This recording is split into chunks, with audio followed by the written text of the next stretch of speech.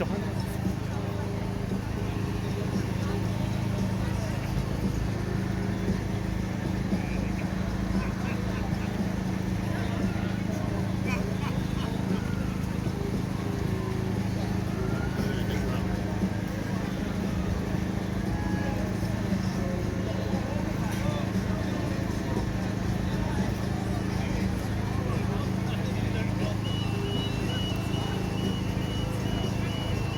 저도 좀 뭐 좀 찍고 올게요. 네. 안녕하세요. 현장엔 이건입니다. 저는 지금 영국 리즈 앨런드 로드에 나와 있습니다. 오늘 토트넘과 리즈 유나이티드와 토트넘의 프리미어리그 38라운드 경기를 앞두고 현장에 왔습니다. 오늘 이제 올 시즌 프리미어리그 마지막 경기가 되겠습니다. 지금 이곳은요 상당히 오늘 경기에 대한 그런 관심도가 높습니다. 왜냐면 리즈가 오늘 이기지 못하면 일단 기본적으로 강등을 면치 못합니다. 리즈가 이기고요. 그 다음에 에버튼과 레스터시티의 경기 결과를 기다려야 되는 상황이기 때문에 기적을 꿈꾸고 있는 리즈 팬들로 가득한 상황입니다. 먼저 선발 라인업부터 확인하시도록 하겠습니다.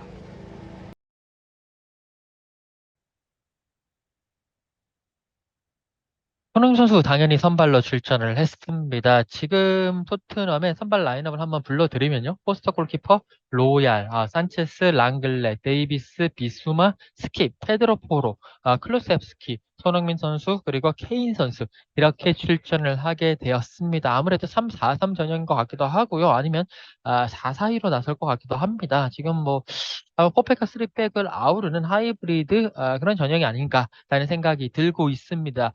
일단은 그 산체스와 랑글레가 센터백을 형성한 가운데 이렇게 될 경우에는 그 에메르송 로얄과 데이비스가 좌우, 데이비스가 왼쪽, 로얄이 오른쪽으로 풀백에 나설 가능성이 커 보입니다. 그리고 비수마 스킵이 허리를 지키고요. 페드로 포로가 사실은 이제 허리긴 하지만 조금 더 뭐랄까요, 측면에 배치되는 그런 역할을 할 가능성도 있어 보입니다. 그리고 클로셉스키, 손흥민 선수, 케인 선수가 3톱인데 4-3-3 혹은 4-4-2 이런 식의 그리고 또 경우에 따라서는 3백으로도 데이비스 선수가 올라왔을 경우에는 3백으로도 변환이 가능한 에메르스 로얄이 올라오든지 그럴 경우에 3백으로 변환이 가능한 여러 가지 팔색조 전술이 될 것 같은데 이게 한 번은 먹혔는데 또 한 번은 안 먹혔거든요.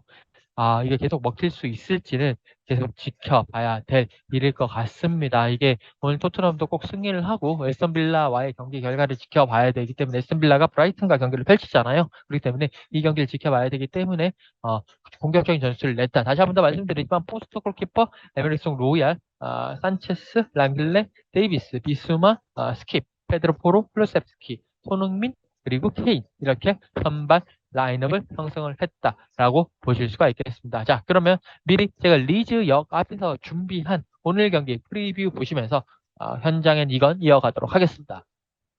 자, 현재 토트넘은 8위를 달리고 있습니다. 7위가 되어야지 유로파 컨퍼런스 리그라도 나설 수가 있습니다. 하지만 지금 7위 아스톤 빌라보다 승점 1점이 모자란 상태입니다. 그렇기 때문에 토트넘의 입장에서는 상당히 쉽지가 않은 그런 상황이 될 것 같습니다. 토트넘이요 7위가 되기 위해서는 어떤 경우의 수가 있는지를 한번 살펴보도록 하겠습니다. 다른 것보다도 일단 토트넘은 자력으로 진출할 수 있는 경우의 수는 없습니다. 토트넘은 일단 승리를 해야 되고, 그러니까 기본적으로 승리를 하든 비기든 어쨌든 그런 상황에서 승점을 버는 상황에서 토트넘이 지금 다른 아스톤 빌라 그리고 브렌트포드의 경기 결과를 지켜봐야 되는 그런 상황이 될 것 같습니다. 일단 토트넘이 만약에 승리를 하게 된다면 아스톤 빌라가 승리를 하지 못했을 때 토트넘이 7위로 올라갈 수 있습니다. 그런데 토트넘이 만약에 비겼다 그러면 에스턴 빌라는 패배를 해야 되고요. 그리고 브렌트포드가 또 승리에 실패를 해야 되는 그런 상황입니다. 그래야지 토트넘이 7위에 올라갈 수 있죠. 토트넘이 만약에 오늘 리즈 원정에서 패배를 한다 그러면 토트넘은 아예 7위에 올라갈 가능성이 없는 아예 탈락이 되는 그런 상황이 될 것 같습니다. 8위 혹은 9위까지도 떨어질 수 있는 그런 상황이 되겠죠. 근데 이제 문제는 토트넘 팬들이 과연 유로파 컨퍼런스 리그 가고 싶어 하느냐 여기에 대해서 문제가 이제 의문이 생기는데요. 아무래도 팬들의 의견은 좀 갈리는 것 같습니다. 팬들의 의견 한번 들어보고 가시도록 하겠습니다. As long as it's European football, to be honest, I suppose. not a big fan of Thursday nights, but if it's European football, it's European football, isn't it? If it's something Conference League, it might be something we could win, but it's European football at the end of the day. It doesn't matter what European. We'll take anything this season. We'll take anything. No conference, no, absolutely not. I really don't want us to get Conference League. You know, realistically, I don't want us to get Europa League either. But you know, Conference League as well, it would be a nightmare. You know, you see, you can't have players like Harry Kane or Son playing in the league. You know? Nah, I think we should stay out of Europe. Let the new manager build a new team and just restart from square one. I think would be better. Yeah, for sure. 네, 그리고 리즈 유나이티드는 지금 사생결단의 자세로 나왔습니다. 목숨을 걸었죠. 프리미어리그 잔류를 하기 위해서는 지금 리즈는 꼭 승리를 하고, 그리고 에버튼과 레스터 시티의 경기 결과를 지켜봐야 됩니다. 지금 리즈가요 19위를 달리고 있는데요, 18위 레스터 시티와는 승점이 똑같고요. 그리고 에버튼이 17인데 승점 차이가 조금 있습니다. 그렇기 때문에 리즈 입장에서는요, 일단 이 경기를 이기고 에버튼 그리고 레스터 시티가 지든 뭐 어쨌든 이런 식의 결과가 나오겠죠. 에버튼이 져야 되는 상황이기 때문에 일단은 이기고 봐야 되는 사생결단의 그런 시나리오를 쓰고 모든 것을 던질 차례입니다. 어젯밤에 토트넘이 묵고 있는 호텔에 리즈 팬들이 여러 가지 파이어워크, 이런 불꽃놀이도 하고 잠을 못 자게, 새벽 3시 반에 잠을 못 자게 했다고 하더라고요. 그렇기 때문에 그런 부분들도 하나의 변수가 되지 않을까 싶습니다. 자, 결국에는 토트넘이 이 상황까지 몰린 것은 아스톤 빌라 원정 경기에서 진 거, 그리고 특히나 브렌트포드와의 홈 경기에서 진 것이 컸습니다. 왜 토트넘이 왜 졌을까요? 한번 건방진 리뷰에서 토트넘의 패인 분석을 해보도록 하시고, 그리고 경기 후에 그 브렌트포드와의 경기 후에 토트넘 팬들 반응까지 들어보도록 하겠습니다. 안녕하세요. 건방진 리뷰의 이건 강주현입니다. 네, 정말 어이없는 경기를 또 봤습니다. 언제쯤 이 바람 유발 경기를 그만 볼 수 있을지 모르겠습니다. 토트넘과 그리고 브렌트포드의 프리미어리그 36라운드 경기가 끝났습니다. 저는 지금 토트넘 핫스퍼 스타디움 앞에 나와 있습니다. 오늘 경기 건방진 리뷰에서 분석을 해보도록 하겠습니다. 우선 손흥민 선수부터 분석을 해봐야 될 것 같아요. 손흥민 선수 전반전에는 좋은 모습 보였습니다. 일단 전반전에 좋은 모습 보였던 그걸 한번 알아보도록 하시죠. 예, 전반전 손흥민 선수는 오늘도 지속적으로 좋은 움직임을 가져가면서 많은 찬스를 만들어냈는데요. 오늘은 슈팅 찬스를 만드는 것보다 사이드에서 좋은 공이 없을 때 좋은 움직임을 가져가면서 찬스를 만들어주는 모습을 볼 수 있었습니다. 오늘 이제 토트넘이 파격적인 라인업을 들고 나왔는데 그 사이에서 손흥민 선수가 또 있었단 말이에요.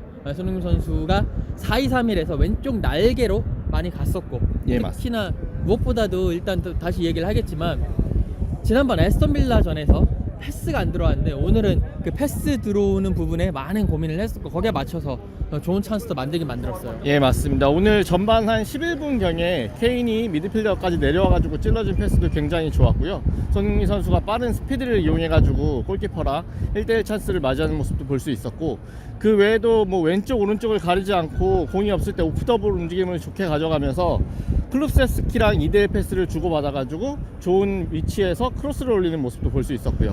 그리고 반대편에서는 로얄과 2대1 패스를 주고받으면서 또 단주마에게 좋은 크로스를 올려주는 모습을 볼 수 있었습니다. 네, 그러면서 좋은 찬스를 만들었는데 아쉽게도 골운이 안 따르는 것 같아요. 골이 들어가려면 들어가는데 계속 상대 골키퍼한테 막히고, 예. 수비진에게 막히고, 예, 계속 맞습니다. 골운이 안 들어가면서 결국 리그 11호 골을 넣지를 못했어요. 그런데 이제 문제가 뭐냐면 후반전 들어서 이제 평가가 손흥민 선수가 전반전에는 좋은 모습 보였는데 후반전 들어서는 좀 조용했다. 그러니까 이제 손흥민 선수의 잘못인 것처럼 비춰지는 좀 그런 시선이 없잖아 있는 것 같긴 하더라고요. 근데 경기를 봤었을 때는 손흥민 선수의 잘못이라고 보기에는 조금 그렇게까지 너무 확대 해석이 아닌가라는 생각도 들긴 해요. 예, 맞습니다. 뭐 리뷰 후반부에 후반전에 대해서 좀 더 깊게 말씀을 드릴 건데, 후반전에 일단 토트넘이 점유율 자체를 가져오지 못했고요.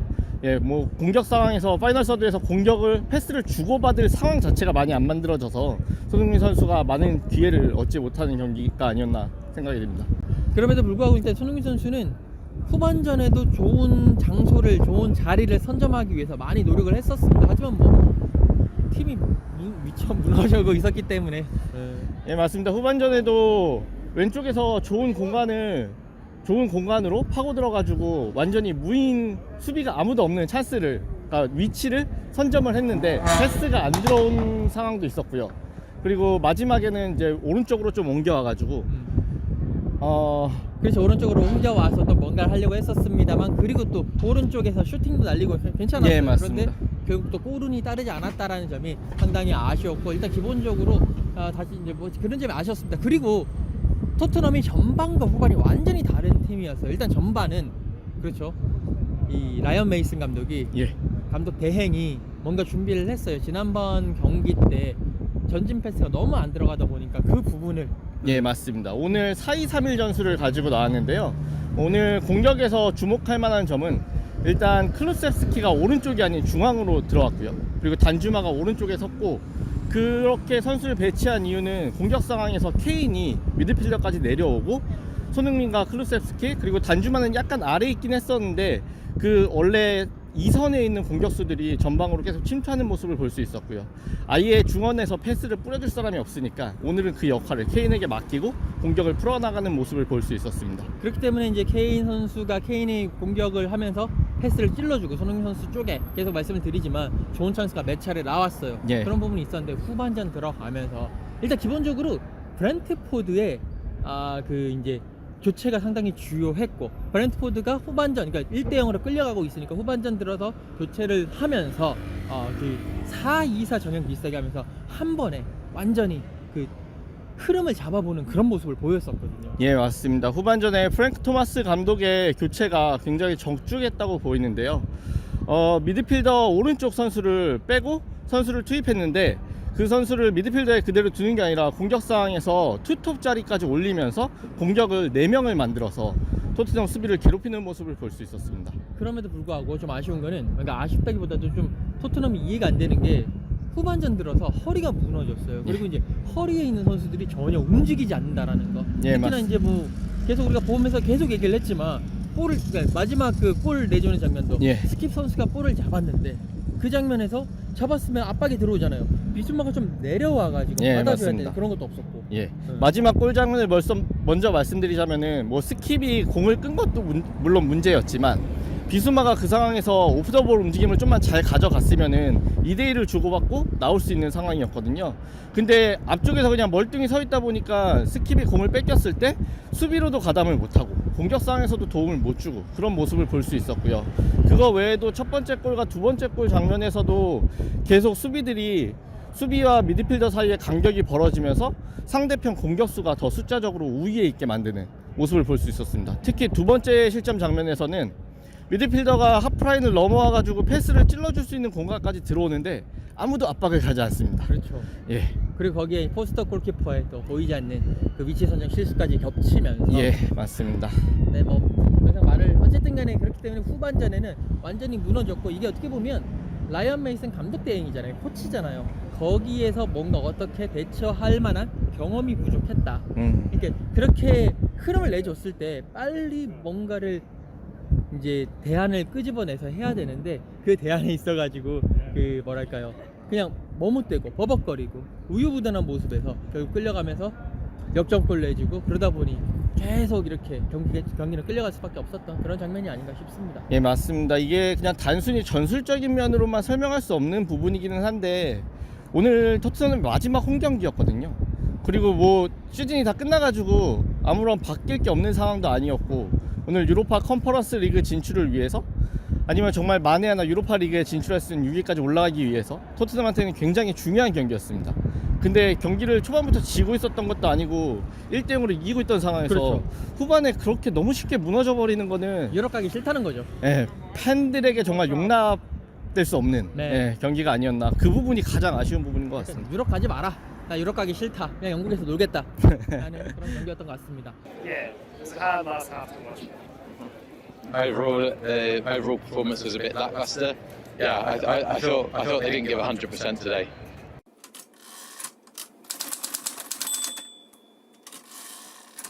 안녕하세요. 영국 런던에 있는 이건입니다. 지금 저는 영국 런던 토트넘 핫스퍼 스타디움 앞에 나와 있습니다. 토트넘이요, 브렌트포드와의 프리미어리그 37라운드 경기에서 1대3으로 역전패 당했습니다. 전반전에 1대0으로 이기고 있었다가 후반전에 3골을 내주면서 정말 믿을 수 없는 완패를 당했습니다. 현지 토트넘 팬들이 이 경기에 대해서 어떻게 생각하는지 들어보도록 하겠습니다.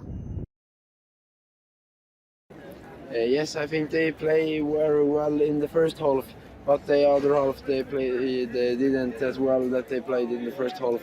But I think it's really nice to watch them anyway. It was a hard game to watch. We didn't generate a lot of chances after the first half. Yeah, it was a hard last half to watch. Performance, I thought the point to say was we were pretty good in the first half. I think second half we looked very disorganised indeed, and we don't quite know why. I thought the substitutions didn't work, which was surprising really, because we had enough strength on the bench, I think, to change the game. I thought the first half we started quite well today. Overall, the overall performance was a bit lackluster. There's just not enough drive in this team, really. Yeah, I thought they didn't give 100% today. It was pretty good in the first half, but in the second half, Brentford got better, but we got worse as well. So yeah, it was pretty bad all around. I thought it was a good game. The first half was good. Second half, by the looks of it, was dreadful. And yeah, the first half, good formation, good setup, and I'm happy with how the first half went. Second half, there's a little bit unfortunate the way they sort of went out. Energy levels looked like they was down. They've got nothing to look forward for, like no European spot that they're probably going to get, like Champions League and stuff like that. So yeah, around about that, mate. 자, 그러면 손흥민 선수 지금 유종의 미를 거둬야 됩니다. 뭐 팀 승리도 팀 승리고요. 지금 현재 리그 10골 5도움을 기록을 하고 있어요. 브렌트포드전에서 도움 2개 정도 할 수 있는 찬스가 있었는데 그걸 아쉽게 못했던 그런 상황이 너무 아쉬웠습니다. 시즌 전체로는 14골 5도움, 조금 아쉬운데 이번 경기에서 골도 넣고 승리를 이끌어줬으면 하는 바람이 있습니다. 최근 좋은 경기력인데 그럼에도 불구하고 좀 공격 포인트 운이 따르지 않은 부분이 조금 아쉬운 그런 모습이었습니다. 손흥민 선수 리즈를 상대로는 총 4경기에 나왔는데요. 3골 1도움을 기록을 하고 있습니다. 그러면서 3승 1패, 토트넘이 좋은 모습을 보이고 있고요. 그만큼 이번 경기에서 좋은 모습을 보여주면 하는 그런 바람이 있습니다. 팀 뉴스 살펴보도록 하겠습니다. 토트넘은 뭐 요리스, 벤탕쿠르 선수 여전히 부상 중이고요. 다이어도 얼마 전에 이제 수술을 받으면서 시즌 아웃이 됐습니다. 프리시즌에 나올 가능성이 좀 있을 것 같고요. 로메로와 호이비엘은 불투명 상황이라고 합니다. 그리고 리즈는요, 벤포드가 지금 현재 불투명 상황인데 경기가 경기인 만큼 어떻게 될지 모르겠네요. 양팀의 맞대결을 살펴보면 토트넘이 조금 더 유리한 건 사실입니다. 토트넘이 33승 25무 30패로 우세합니다. 리즈의 홈에서는 그런데 리즈가 우세합니다. 네. 토트넘이 10승 13무 21패 10시에 놓여 있습니다. 최근 5년 이내 맞대결을 보시면 총 5번을 맞대결을 했는데 토트넘이 4승 1패로 앞서 있습니다. 자, 지금까지 현장엔 이건이었고요. 뭐 다 알고 계시죠? 제 인스타그램 그리고 유튜브 커뮤니티 안에서 여러가지 댓글 이벤트 진행하고 있으니까 많은 참여 부탁드리도록 하겠습니다. 지금까지 현장엔 이건이었습니다.